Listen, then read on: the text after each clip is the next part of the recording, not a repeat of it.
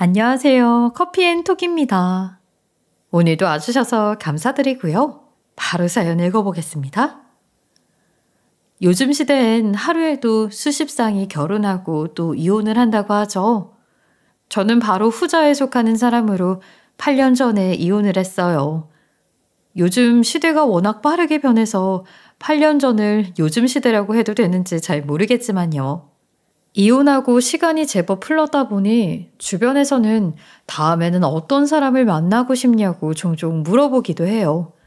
그때마다 전 취미생활이 없는 사람을 만나고 싶다고, 상대에게도 취미생활이 없는 사람을 만나라고 단호하게 얘기해요.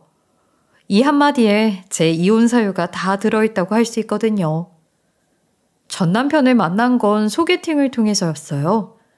주선자는 대학교에서 활동하던 동아리의 선배였는데 자주 얼굴을 보는 편은 아니어서 친한 사이는 아니었죠.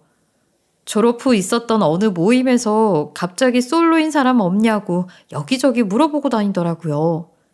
약간 취해 있었던 친구가 장난을 친다고 저를 가리키며 솔로 여기 있어요 하고 외쳤지 뭐예요. 그래? 아, 후배님인가? 아, 몇 번 봤던 얼굴이네. 지난번 정기 모임 때 오셨었죠. 학교에서도 몇 번 배웠었던 것 같아요. 그래서 후배님 지금 솔로야? 혹시 소개팅 안 할래? 아, 강요하는 건 아닌데 정말 괜찮은 친구라서 말이야. 네? 소개팅이요? 뜬금없이? 친구는 재미있겠다며 정작 소개팅을 받아야 할 저보다 더 적극적으로 소개팅 상대에 대해서 묻기 시작했어요. 아, 재밌겠다. 한번 받아봐. 어떤 사람인데요? 잘생겼어요? 뭐 하는 사람이에요? 응, 내 친구 녀석인데 키도 크고 현재 IT 기업에 재직 중이야. 평범한 공대생 스타일이라는 게 장점이면 장점이고 단점이라면 단점이지. 취미는 게임. 네? 아, 게임이 취미인 건 좀 별로지 않나요? 하루 종일 컴퓨터 앞에만 앉아있거나 휴대전화만 들여다보는 거 아니에요? 에이, 모르는 소리. 아니야. 음주 가무를 즐기는 것보다 얼마나 건전한 취미냐? 그런가? 예. 넌 어떻게 생각하니? 소개팅 받을 건 너니까 네 생각이 궁금하다. 건전한 취미인 건 맞는 것 같은데 잘 모르겠어요. 그렇지만 소개팅은 오랜만이기도 하고 어쨌든 지금 솔로니까 받아볼게요. 좋아. 연락처 좀 알려줄래? 내 친구한테 바로 알려주고 너한테 따로 연락할게.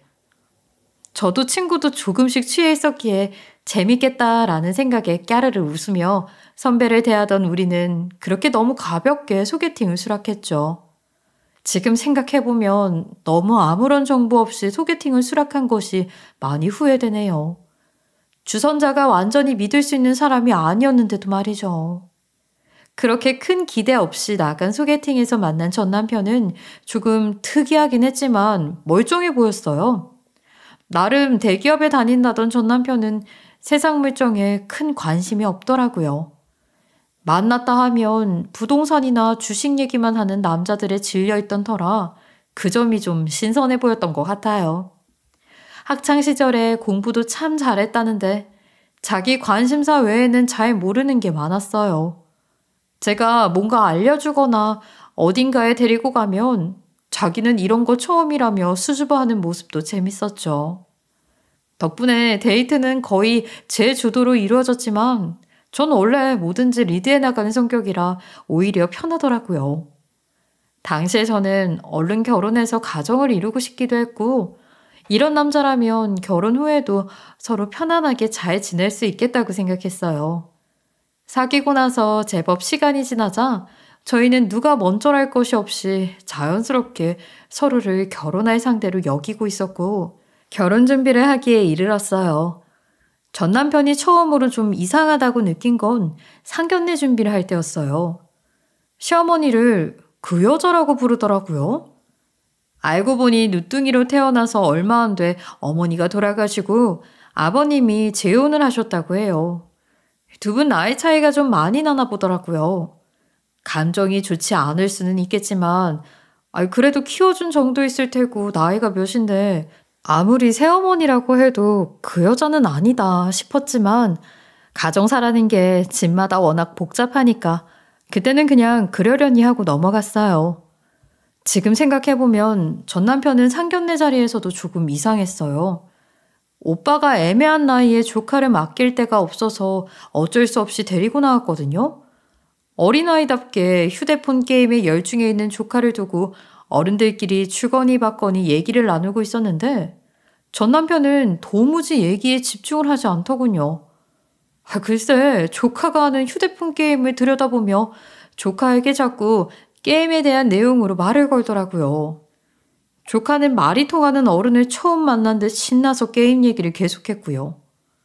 게임이 취미라는 거야 잘 알고 있었고 데이트를 할 때도 전날 게임을 하느라 늦게 잤다며 종종 벌개진 눈으로 약속에 나오는 일이 있긴 했지만 약속 시간에 늦거나 하진 않았으니까 괜찮을 거라고 생각했어요.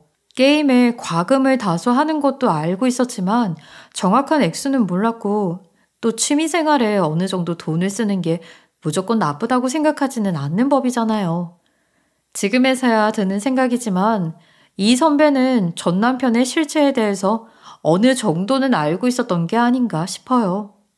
둘의 연결고리가 전혀 없어서 혹시 게임에서 만난 사이였나 싶기도 하고요. 결혼 후에는 소식도 끊겨서 이렇다 할 원망도 할 수 없게 됐죠. 하여튼 그때는 상견례 자리라는 게 워낙 어색하기도 해서 소심한 사람이라 그런가 보다 했어요. 또 조카를 잘 돌봐주는구나, 아이를 좋아하는구나 하고 좋게 좋게 생각하고 넘어갔어요. 그런 점마저 순수함의 일부분이라고 생각될 만큼 그때는 제가 전 남편을 참 좋아했구나 싶네요.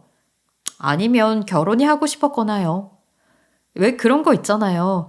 적당히 공부하다가 적당히 대학을 나와서 적당히 취업을 했으니 이젠 결혼을 해야겠구나 하는 생각이 제 머릿속에 자리 잡고 있었나 봐요. 남들처럼 이른바 표준적인 삶을 살아야 한다는 강박관념에 사로잡혀 있었던 것 같아요. 전 남편이 많이 이상하다고 느낀 건 결혼하고 얼마 지나지 않아서였어요. 갑작스레 친정엄마가 돌아가시고 장례식이다 뭐다 해서 정신이 없었던 저는 집안일에도 자연스레 소홀해졌죠. 아예 며칠간 집을 비웠다가 돌아온 날이었어요. 집이 너무 엉망이더라고요. 거실 여기저기에는 벗어둔 빨랫거리들이 널려 있었고 주방은 주방대로 음식 부스러기며 눌러붙은 냄비 등이 아무렇지 않게 널려 있었어요. 개수대는 설거지거리로 가득 차 있었고요.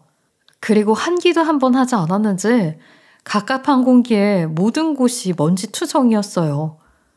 기가 막혀 잠시 멍하니 서 있는데 마침 남편이 들어오더군요. 집이 왜 이렇게 엉망이냐고 묻자 남편은 그걸 왜 자신한테 묻냐는 듯 가만히 저를 쳐다보기만 했어요. 야근이 많았어? 그래도 청소기라도 좀 돌리지 그랬어.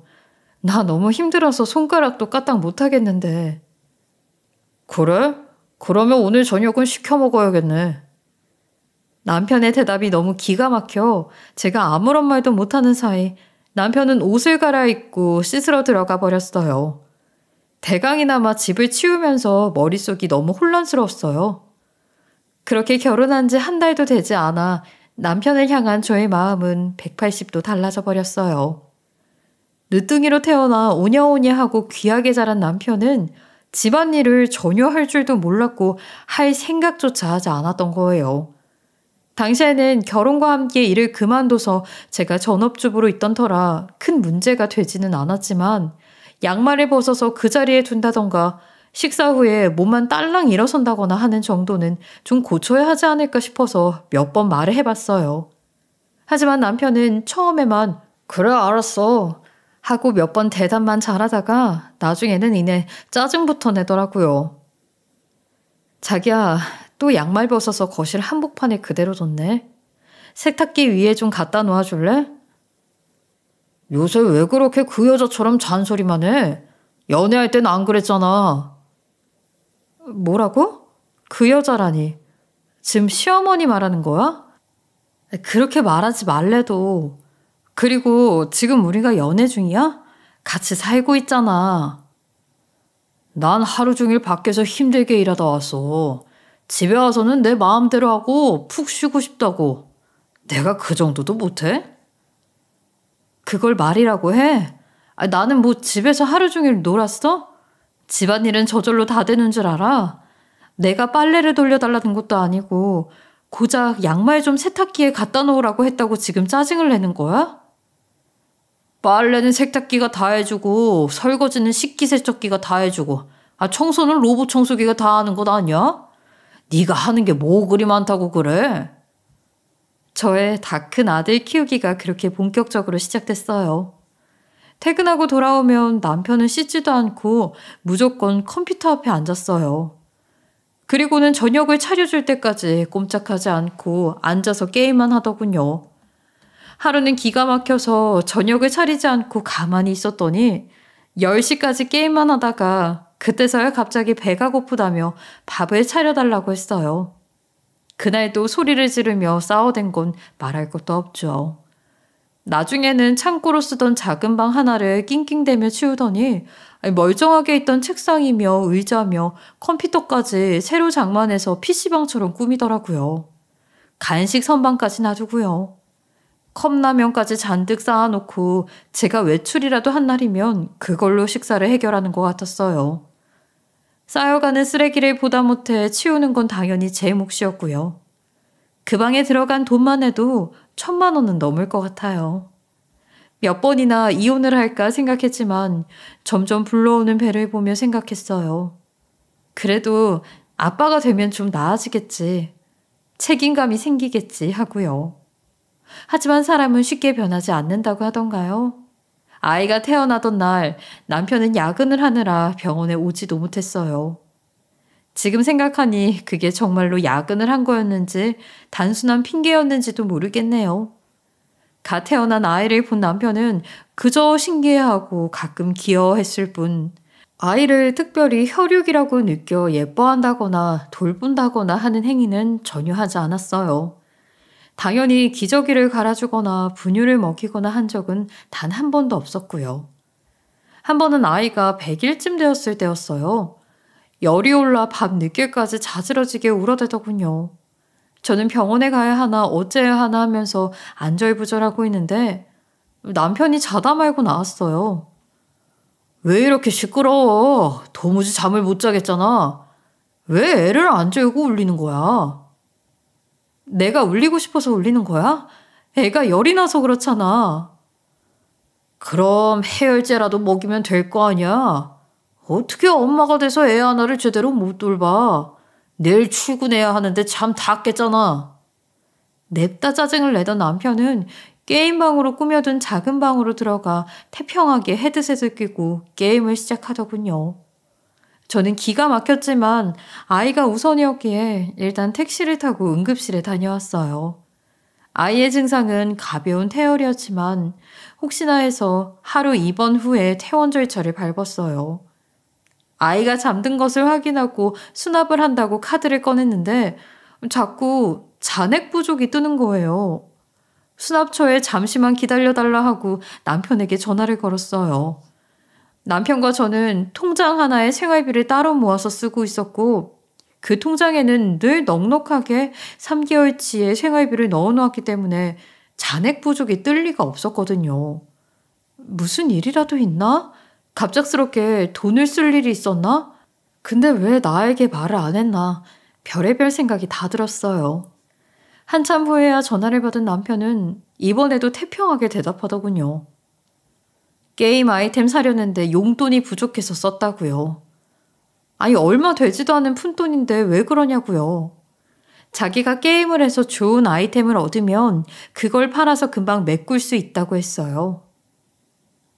게임 아이템을 샀다고? 우리 생활비로? 그거 당장 환불해. 지금 애 병원비가 없어서 잔액 부족이 뜨잖아.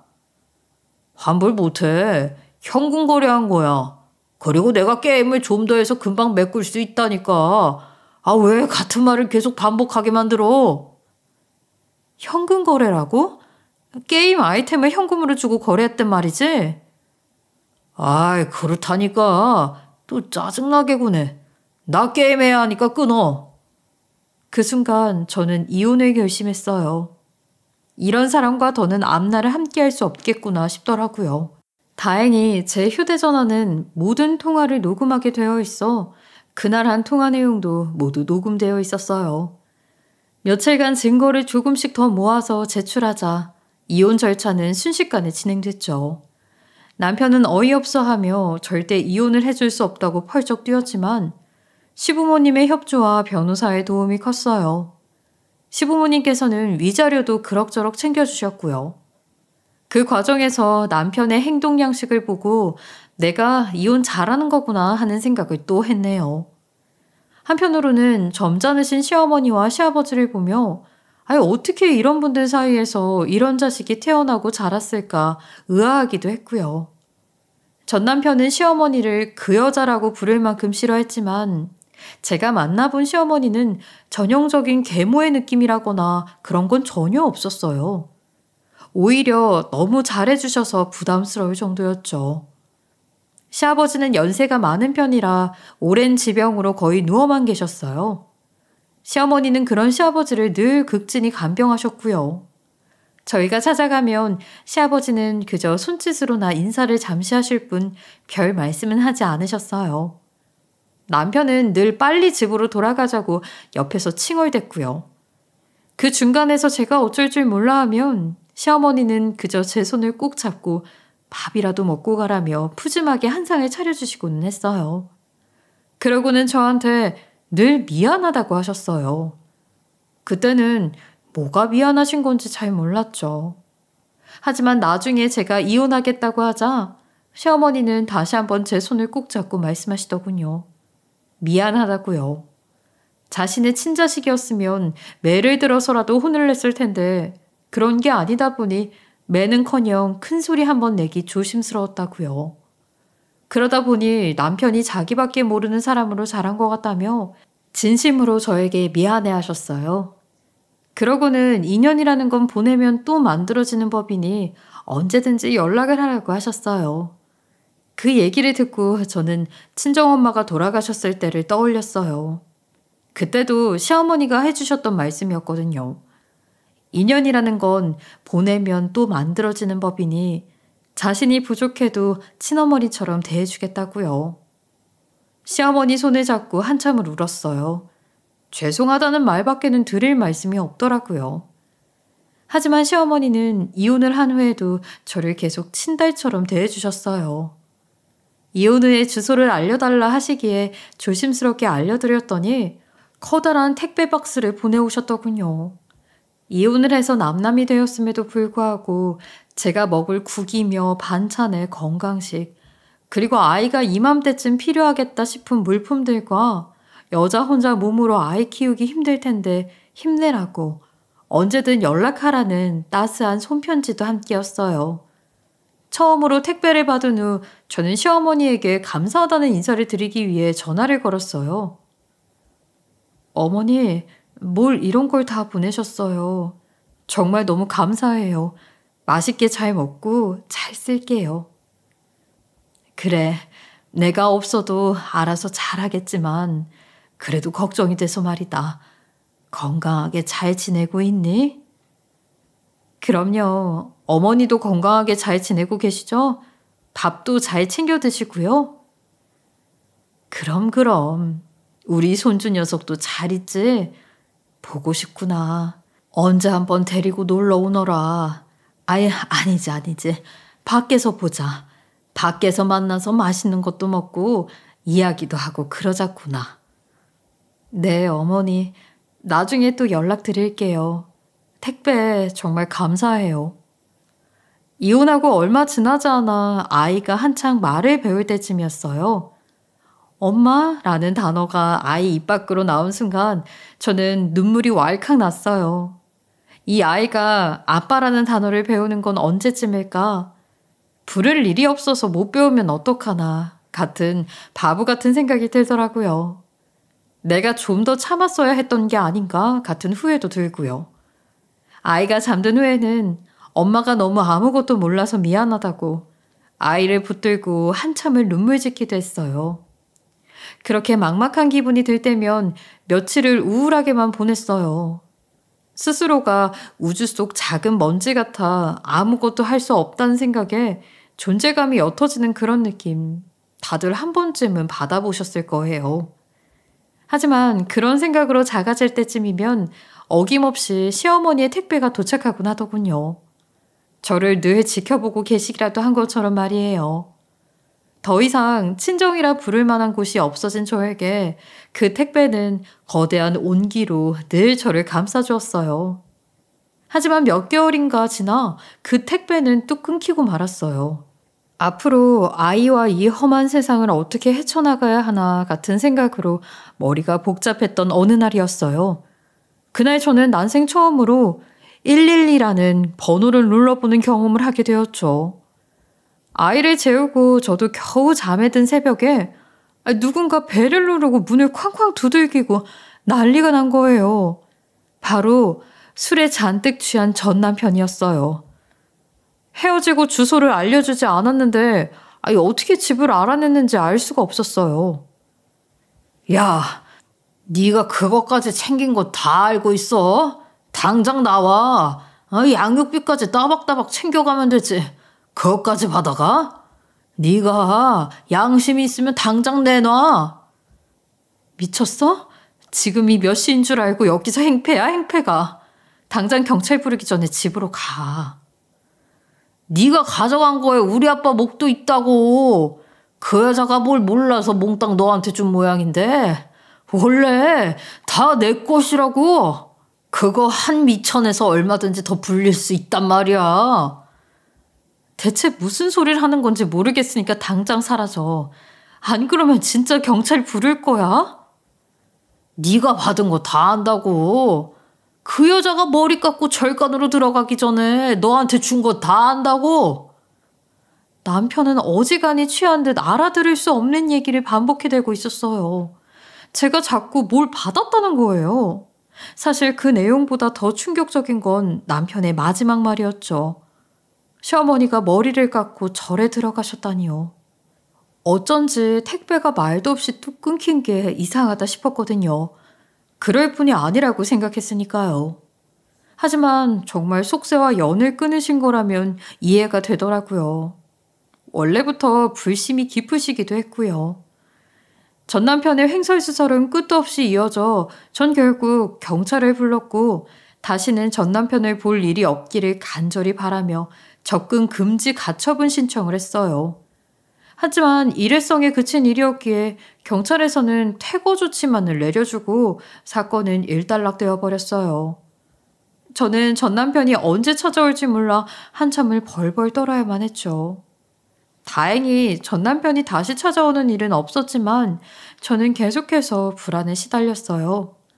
당장은 이사를 할 만한 상황도 아니었고요. 그런 불안감을 안고 친정의 도움도 없이 여자 혼자 아이를 키운다는 건 정말 보통 일이 아니었어요. 다행히 아이는 잔병치레도 거의 없이 튼튼하게 자라주었고 아이를 어린이집에 보낸 후 저도 직장을 얻어 아주 조금의 여유가 생겼죠. 그러던 어느 날 어린이집 선생님으로부터 좀 찝찝한 전화를 한 통 받았어요. 어떤 할머니가 우리 애 사진을 몰래 찍으려다 걸렸다는 거예요. 전 그걸 듣고 손까지 벌벌 떨면서 회사의 사정을 이야기하고 정신없이 어린이집으로 달려갔죠. 생전 처음 보는 그 할머니는 연신 제게 미안하다고 하며 겸연쩍어 하셨어요. 그리고는 사진 하나를 보여주시더군요. 미안해요. 내 친구가 지금 많이 아픈데 손주를 참 보고 싶어 해요. 손주를 한번 보면 기운이 날 것 같다고 하길래 오지랖 넓은 데가 몰래 와서 안 되는 줄 알면서도 그만. 정말 미안해요, 애기 엄마. 할머니가 보여준 사진 속의 인물은 머리를 박박 깎은 낯익은 얼굴의 여인이었죠. 바로 시어머니였어요. 전 그분을 집으로 모시고 와서 시어머니와 시댁 얘기를 자세히 여쭈었어요. 저에겐 연락이 오지 않아 미처 모르고 있었는데 이혼 후 얼마 안 돼 시아버지가 돌아가셨다고 하더군요. 그리고 전 남편의 행패가 시작되었다고 해요. 전 남편은 술에 취해 우리 집에 찾아왔던 것처럼 매일 밤 집에서 시어머니를 향해 돈을 내놓으라고 행패를 부렸다는군요. 시아버님이 남겨두신 유산이 제법 있었던 모양이에요. 시어머니가 남편에게 줄 건 아무것도 없다고 하자 며칠에 걸쳐 계속 난동을 피우고 시어머니에게 당신은 가족이 아니니 당장 나가라고 폭언을 일삼았다고 해요. 그러던 중 시어머니가 저에게 보낼 택배를 준비하는 걸 훔쳐본 전 남편은 시아버님의 유산 중 일부가 저에게로 간 게 아닌가 의심하게 된 거죠. 그리고 택배 상자에 쓰여있는 주소를 통해 우리 집을 알아낸 거였어요. 전 남편은 그날로 당장 저를 찾아왔다가 경찰에게 쫓겨난 후 다시 시어머니에게 가서 행패를 부린 거죠. 시어머니는 아차 싶은 마음에 당신께서 몸을 감춰야겠다고 생각하시고 평소에 다니던 절로 피신하셨다고 해요. 하지만 남편은 어떻게 알았는지 거기까지도 찾아간 모양이었어요. 결국 시어머니는 출가를 결심하셨고 그 절과 결연을 맺은 외국의 다른 절로 완전히 떠나버리신 거였어요. 하지만 그것보다 충격적인 건 현재 시어머니가 많이 편찮으시다는 거였어요. 치명적인 질환이지만 아직은 초기고 치료하면 충분히 나을 수 있는데 치료조차 거부하고 계신다고 하더라고요. 시어머니의 친구분은 외국에 계신 시어머니를 데려와 치료라도 받게 해주고 싶다며 곧 어머니를 만나러 갈 계획이라고 저에게 모든 얘기를 다 털어놓으셨어요. 저는 돌아오시면 저에게도 꼭 알려달라고 간곡히 부탁을 드렸어요. 하지만 전 시어머니에게 늘 빚진 마음이 있었어요. 택배만 해도 그렇잖아요. 헤아려 보면 그간 어머니에게 받은 택배만 수십 개였어요. 시어머니께서는 절 정말로 친딸처럼 여겨주셨는데 저는 힘들고 어렵게 애를 키운다는 핑계로 넙죽 받아먹기만 하고 한 번도 보답하지 못한 것이 너무 아쉬웠어요. 얼마 뒤 친구분의 설득에 못 이긴 시어머니가 서울로 돌아왔어요. 검사만 받고 돌아가겠다 하시는 걸로 일단 며칠 정도는 잡아둘 수 있을 것 같다고 하셨죠. 저는 아이를 데리고 바로 시어머니를 만나러 달려갔어요. 그리고 친구분과 함께 치료를 받자고 설득했죠. 아픈 분에게 몹쓸 부탁인 걸 알면서도 저는 아이와 제 처지를 이용했어요. 어머니, 왜 치료도 안 해보려고 그러세요? 이러다 잘못되시면 저는 어떡해요? 친딸처럼 여겨주신다고 해놓고 또 저한테 그 커다란 슬픔을 안겨주시려고 그러세요? 아이고, 무슨 말을 또 그렇게 하니. 사람 그렇게 쉽게 죽지 않아. 이미 속세를 떠난 몸, 그저 자연의 순리대로 살다 가고 싶을 뿐이란다. 어머니, 저희 아이는 어쩌고요? 다른 아이들은 한창 사랑받고 지낼 나이에 아빠도 할머니도 없는 제 아이는, 저희 아이는 어떻게 해요? 어머니가 조금만 도와주세요. 네? 아이고, 그래, 내가 어떻게 해주길 바라는 거니? 일단 치료받겠다고 저랑 약속해요, 어머니. 병원도 다니시고 아이도 좀 돌봐주세요. 저희 이사해서 다 같이 살아요. 공기도 좋고 넓은 집을 찾아봐요. 저는 어머니가 무엇을 제일 불안하게 여기시는지 알 것 같았어요. 전 남편이 언제 불쑥 다시 당신을 찾아올지도 모른다는 그 공포가 어머니 마음속 한구석에 깊이 자리 잡고 있었던 거죠. 그 마음을 누구보다 잘 이해할 수 있는 저였기에 저는 가장 먼저 이사를 결심했어요. 처음에는 공기도 좋고 아이도 마음껏 뛰어놀 수 있는 완전 시골로 갈까 생각을 했었어요. 하지만 편찮으신 어머니에게 아이를 하루 종일 맡길 수는 없었고 병원도 다니셔야 했고 저 역시 회사를 계속 다녀야만 했기 때문에 근교에 마당 딸린 집으로 만족하기로 했어요. 비록 출퇴근하느라 제 몸은 조금 힘들었지만 시어머니와 아이를 위해서라고 생각하면 별로 힘들지도 않더라고요. 다행히도 시어머니는 저희 아이와 지내며 큰 호전을 보이셨어요. 처음에는 죽 한 그릇 먹기도 힘들다며 고사하시거나 먹다가 개워내시는 일이 다반사였지만 손주의 애교 앞에서는 장사가 없더군요. 아직 발음이 부정확해 아이는 할머니를 한미라고 불렀죠. 시어머니는 한미 아픈 거 싫다고 밥 많이 잡수세요 하는 아이의 반짝거리는 눈동자를 부담스러워 하시면서도 거기에서 힘을 얻으시는 것 같았어요. 꾸준히 병원에 다니며 치료도 받으시고 조금씩 식사량을 늘린 시어머니는 어느새 밥 한 그릇은 뚝딱 다 드시게 됐어요. 넓은 마당에서 뛰어노는 아이를 보며 저 또한 흐뭇했고요. 시어머니도 그러셨을 거라고 생각하지만 저는 정말로 시어머니를 보며 많은 걱정과 불안이 사라졌어요. 퇴근 후 아무리 피곤해도 아이와 한참을 놀아주고 다 같이 저녁을 먹고 그런 시간들 자체가 저에게 안정감을 심어주더라고요. 또 시어머니는 늘 제게 말씀하셨어요. 넌 잘하고 있단다. 참 잘하고 있어. 그러니 아무 걱정 말거라. 남편이나 애 아빠가 없다는 거 그런 거 아무것도 아니란다. 맞아요. 저에겐 눈에 넣어도 아프지 않을 만큼 예쁜 아이가 있고 절 그렇게 아껴주시는 어머니도 계시니까요. 절 대견해 하시는 시어머니를 보며 저는 정말 친정엄마라도 계신 양 마음이 든든해졌어요. 그렇게 행복했던 시간은 짧고도 빠르게 지나갔어요. 아이는 무럭무럭 자라 제가 학부형이 될 날이 다가올 무렵 시어머니는 완전히 건강을 되찾으셨어요. 시어머니는 다시 절로 돌아갈 의사를 밝히셨어요. 한번 속세를 떠나겠다고 결심한 이상 이렇게 사사로운 정에 이끌려 환속할 수는 없다고 하시면서요. 아이는 한미와 헤어지기 싫다고 엉엉 울었고 저 또한 눈물로 호소를 했지만 이번만큼은 시어머니를 잡아둘 수가 없었죠. 시어머니가 떠나시기 전 최대한 많은 시간을 함께 보내려고 노력하는 것밖에는 할 수 있는 일이 없었어요. 그렇게 시간은 흘러 시어머니가 떠나시기로 한 날을 며칠 앞두고 우리 가족은 바닷가로 여행을 갔어요. 차갑고 상큼한 바람이 부는 겨울바다였어요. 날씨가 조금 춥긴 했지만 따뜻하게 입은 우리 가족은 사진도 많이 찍고 맛있는 것도 실컷 먹으며 즐거운 시간을 만끽했어요. 바다가 잘 보이는 숙소에서 파도 소리를 들으며 아이는 먼저 잠이 들고 저는 시어머니와 이런저런 이야기를 나누고 있었어요. 그런데 그때 시어머니가 품속을 뒤적거리시더니 작은 열쇠 하나를 저에게 주시는 게 아니겠어요? 이거 받아라. 원래는 내가 죽으면 주려고 했지만 이제 다시 언제 볼지도 모르니까. 어머니, 그런 말씀은 하지 마세요. 지금 이렇게 건강해지셨잖아요. 그리고 언제 볼지 모른다니요. 또 놀러 안 오실 거예요? 안 오시면 저희가 갈 거예요. 아휴, 그래. 하여튼 그래서 지금 주는 게 야. 나중에 인생에서 가장 힘들 때 사용하도록 해라.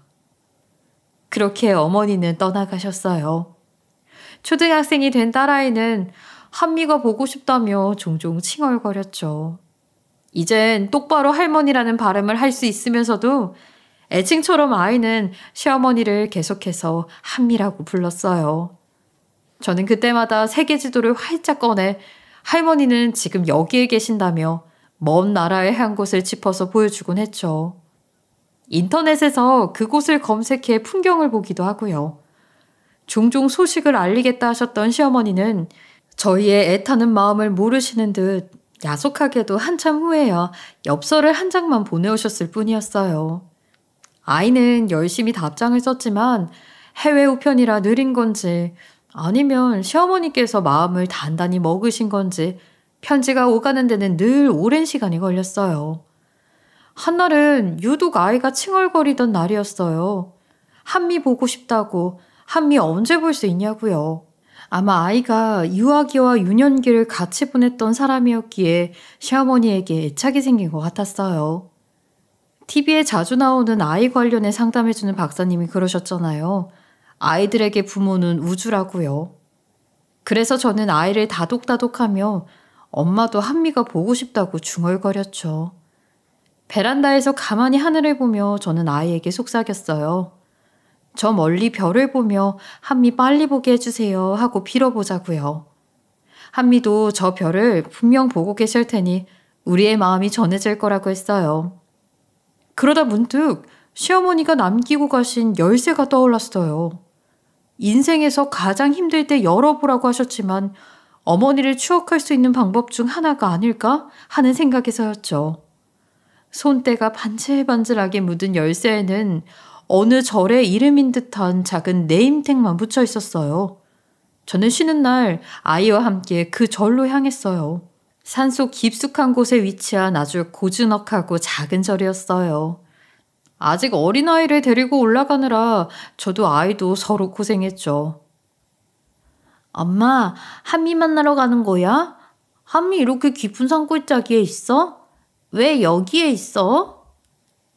아니, 오늘은 할머니 만날 수는 없어.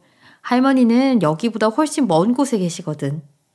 하지만 할머니를 추억하러 가는 거야. 추억하는 게 뭐야?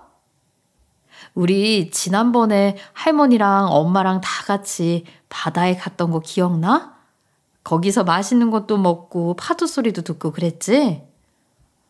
응, 그땐 진짜로 재밌었는데. 그렇게 지나간 일을 다시 생각해보는 걸 추억이라고 해. 아이와 이런저런 이야기를 주고받으며 힘겹게 도착한 절은 아름다운 풍경에 절로 힐링이 되는 시어머니와 잘 어울리는 그런 곳이었어요. 종무소에 가서 그 열쇠를 보여드리자 주지 스님이 직접 나서서 저를 안내해 주시더군요. 어머니가 해외로 가기 전 몸을 의탁했던 곳이 이곳이었음을 알려주시면서요. 찬찬히 둘러보라 하시더군요. 그리고 작은 함을 하나 주셨어요. 시어머니께서 제게 남기신 것이라는 말과 함께요. 아이와 저는 절을 둘러보고 절밥도 먹고 어머니가 계시는 동안 묵으셨다는 암자에서 하룻밤을 묵고 왔어요. 밤이 되자 전깃불 하나 없이 어두운 하늘에서 별빛이 쏟아지는 것 같더군요. 엄마, 눈이 간질간질해. 눈이 간질간질해? 왜 그럴까? 별들이 반짝반짝거려서 내 눈 안으로 들어와서 간질간질해. 집에 가서 이 별빛을 생각하면 그게 추억인 거야? 그래. 살아간다는 건 추억을 많이 만드는 일이란다. 아이가 입 밖에 낸 뜻밖의 어른스러운 말에 제 가슴도 간질간질해졌어요. 저는 아이를 꼭 안아주며 다시금 시어머니를 떠올렸어요. 집으로 돌아온 저는 마음의 준비를 하고 식탁에 앉아서 함을 열었어요. 안에 무엇이 들어있든 설사 안이 텅 비어있다고 해도 간밤에 쏟아지던 별빛으로 추억으로 가득 채울 수 있을 것만 같은 기분이었어요. 그리고 열쇠를 넣어 돌린 순간 조용히 함은 열렸어요. 그 속에 들어있는 건 어떤 변호사의 명함과 여러 개의 통장이었습니다. 돌아가신 시아버님의 것과 시어머니의 이름으로 되어 있는 통장 앞면에는 결혼자금, 노후자금, 손주 등록금 등의 글씨가 쓰여 있었어요. 여러분, 놀라지 마세요. 거기 있는 금액을 다 합하니 무려 30억이 넘는 액수였어요.